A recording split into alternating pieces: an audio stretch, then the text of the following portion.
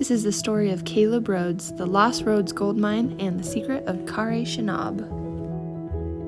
In May 1855, Caleb Rhodes accompanied a group of Ute Indians as a special guest in order to bury Chief Wakara or Chief Walker, as seen here. The Ute Indians were on their way to a sacred burial site for the interment of Chief Walker or Wakara, and Caleb had been asked to come along in place of his father, and another man that was with them. The only other white man was Isaac Morley, a close friend of Chief Wakara, and the man responsible for Walker's conversion to Mormonism. They had hiked for about 2 hours when they reached a steep rocky hillside known as Kare Shinab, or There Dwells the Great Spirit. This was the legendary ancestral burial site. Caleb recounts that he watched 2 Utes walk over to a pile of boulders the size of bookcases and begin pulling them away from the side of the mountain. Gradually, a cave's entrance was revealed. The exciting thing about this cave, however, was that Caleb realized the walls shimmered with the metallic brilliance of pure gold. So Caleb discreetly peered around, didn't want to upset or cause the Utes to think that he was being greedy, but as he looked around, he saw 2 partially mummified bodies, each adorned with ceremonial gold and jewels. These were the bodies of Chief Walker or Chief Wakara, his great-grandfather, Ewan Pa Quint, and grandfather, Pana A Pitch or San Pete. Some important things that he saw included more skeletons, some wearing ancient Spanish armor, their leather pouches and knife sheaths still perfectly intact. There were also 2 large golden discs, taller than a man, each one engraved with words of a language Caleb had never seen.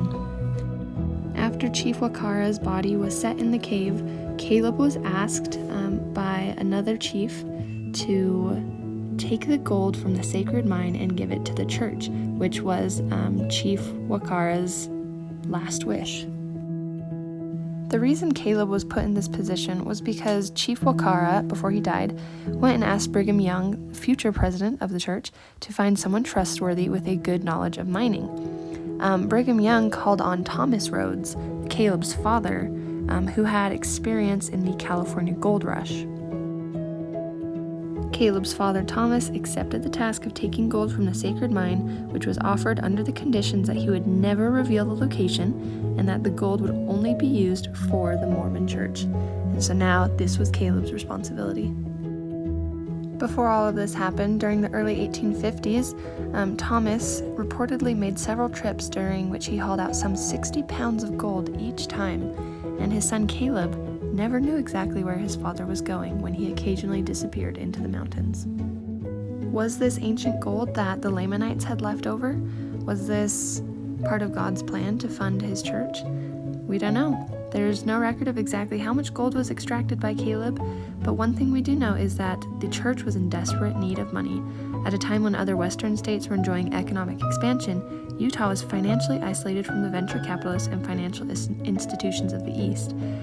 In one sense, the early Mormons did not prospect for gold simply for the gold's value. They searched for gold because there was very little currency, period. Tensions between the white settlers or the LDS members and the Ute Indians had varied over time, but for one reason or another, all of the chiefs succeeding Chief Wakara decided to continue granting the church access to their gold. However, it was under strict regulation that only Caleb was allowed to access the mine.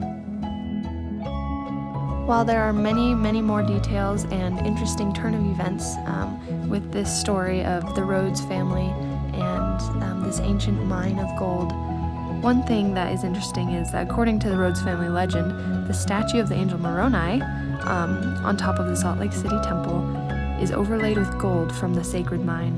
The church, however, has never acknowledged the origin of Moroni's gold, nor has it confirmed the existence of the mine.